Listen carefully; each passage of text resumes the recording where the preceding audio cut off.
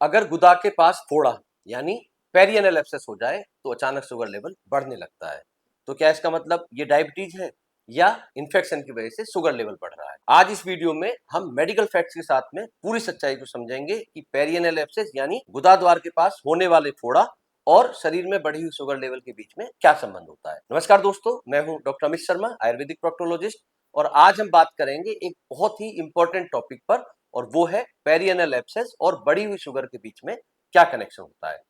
कई मरीजों में देखा जाता है कि एनल रीजन यानी गुदाद्वार के पास में फोड़ा होने पर फास्टिंग शुगर या रैंडम शुगर दोनों बढ़ जाती है। लेकिन ऐसा होता क्यों है? क्या हर पेशेंट डायबिटिक होता है? आइए मैं आसान भाषा में आपको समझाता हूँ। पहले देखते हैं कि पेरियनल एब्सेस एक्चुअली होता क्या है। गुदाद्वार के पास में इन्फेक्शन होने से पस यानी मवाद भर जाता है, जिससे दर्दनाक सूजन, मतलब उसमें एक स्वेलिंग होती है और साथ में पेशेंट को सीवियर पेन होता है, उठ नहीं पाता, बैठ नहीं पाता, लेट नहीं पाता।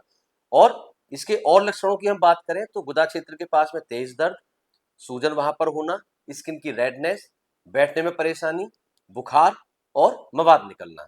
कई बार ये इन्फेक्शन इतना ज्यादा होता है कि शरीर स्ट्रेस मोड में चला जाता है। अब बात करते हैं कि क्या एब्सेस की वजह से शुगर सच में बढ़ सकती है? जी हाँ, मेडिकल फैक्ट्स की अगर मैं बात करूं तो शरीर में सीवियर इन्फेक्शन होने पर स्ट्रेस हार्मोन्स बढ़ते हैं। स्ट्रेस हार्मोन जैसे कॉर्टिसोल, एड्रेनालिन और ग्लूकागोन। इसमें खास तौर पर अगर हम ग्लूकागोन हार्मोन की बात करें तो ग्लूकागोन हार्मोन के रोल की अगर मैं बात करूं तो संक्रमण से निपटने के लिए एक्चुअली शरीर को ज्यादा ऊर्जा की आवश्यकता होती है, एनर्जी की आवश्यकता होती है, और उसके लिए जो ग्लूकागोन हमारा हार्मोन है ये एक्टिव होता है, सक्रिय होता है, और लीवर में जो संचित जो हमारा स्टोर्ड ग्लाइकोजन है उसको ये ग्लूकोज में बदलकर ब्लड सर्कुलेशन में छोड़ता है। और इस सारे प्रोसेस को हम कहते हैं ग्लाइकोजिनोलाइसिस।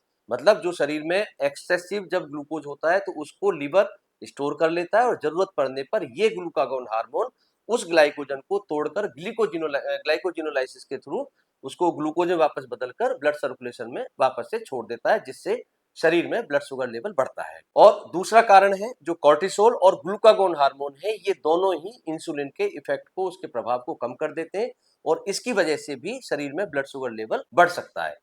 तो ये हार्मोन्स लिवर से ज्यादा ग्लूकोज रिलीज करते हैं, जिससे ब्लड शुगर टेम्परेली बढ़ जाती है। यानी हर बढ़ी हुई शुगर का मतलब परमानेंट डायबिटीज नहीं होता, लेकिन यह एक वार्निंग साइन जरूर हो सकता है।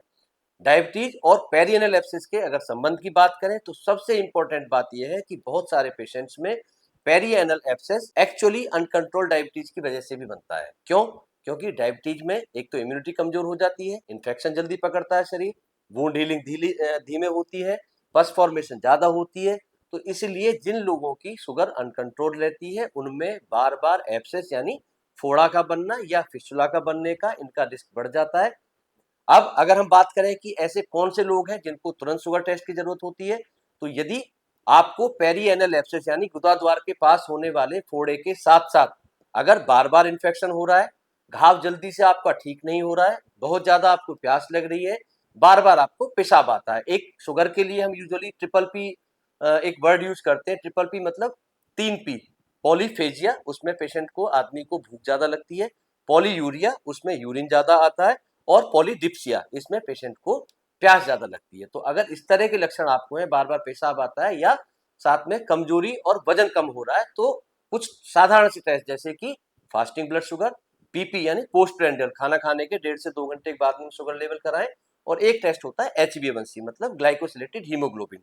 ये हमारे पिछले 3 महीने का, हम ग्लाइकोसिलेटेड हीमोग्लोबिन की बात कर रहे हैं, ये हमारे शरीर में पिछले 3 महीने में एक एवरेज ब्लड शुगर कितना चला आ रहा है उसके लिए एक बड़ा प्रिसाइजली एक ये मानक होता है। क्योंकि कई बार एब्सेस छुपी हुई डायबिटीज का पहला संकेत होता है। और अब अगर बात करें कि शुगर हमने कंट्रोल नहीं की तो हमें क्या रिस्क हो सकता है, क्या खतरे हो सकते हैं, तो इन्फेक्शन के दौरान अगर शुगर लेवल हमारा लगातार हाई रहे, बढ़ा हुआ रहे, तो जो एब्सेस बन रहा है, फोड़ा बन रहा है, उसका साइज बड़ा हो सकता है, इन्फेक्शन शरीर में फैल सकता है, फिस्टुला बनने का खतरा बढ़ जाता है। और अगर हम इसको ऑपरेट कराते हैं तो सर्जरी के बाद में भी जो वुंड हीलिंग है वो स्लो हो जाती है। और सीवियर केसेस में जहां पर इन्फेक्शन ज्यादा, शुगर लेवल ज्यादा हाई है, वहां पर सेप्सिस एक डेंजरस कंडीशन ये बन जाती है, या पेशेंट कई बार मल्टी ऑर्गन फेलियर, या जैसे कई सारे जो हमारे वाइटल ऑर्गन्स हैं उनके ऊपर इस चीज का निगेटिव इम्पैक्ट पड़ता है। अब अगर इसके ट्रीटमेंट की बात करें कि एब्सेस के दौरान शुगर भी बढ़ा हुआ है और एब्सेस भी है, फोड़ा भी है, पस बन रहा है, तो इसमें ट्रीटमेंट क्या होना चाहिए? ऐसी स्थिति में कई बार कई डॉक्टर्स एंटीबायोटिक प्रेस्क्राइब कर देते हैं बिना जांच किए, और आदमी भी कई बार काउंटर से या मेडिकल स्टोर से खरीद के एंटीबायोटिक्स खाना शुरू कर देता है। सिर्फ एंटीबायोटिक्स खाने से हमेशा इलाज इसका पूरा नहीं होता है। ट्रीटमेंट में शामिल हो सकता है पस ड्रेनेज, मतलब IND, इंसिजन एंड ड्रेनेज। जहां जहां पर पस इकट्ठा हो गया उसको ड्रेन करके निकालना एक पार्ट रहता है ट्रीटमेंट का। इसके अलावा इन्फेक्शन का कंट्रोल बड़ा पार्ट है, शुगर मैनेजमेंट बड़ा पार्ट है, प्रॉपर ड्रेसिंग उसमें होनी चाहिए, डाइट कंट्रोल उसमें हमें जरूर करना है, और जरूरत पड़ने पर सर्जरी। यानी ट्रीटमेंट हमेशा दोनों चीजों का होना चाहिए, इन्फेक्शन का भी और शुगर को भी हमने कंट्रोल रखना है।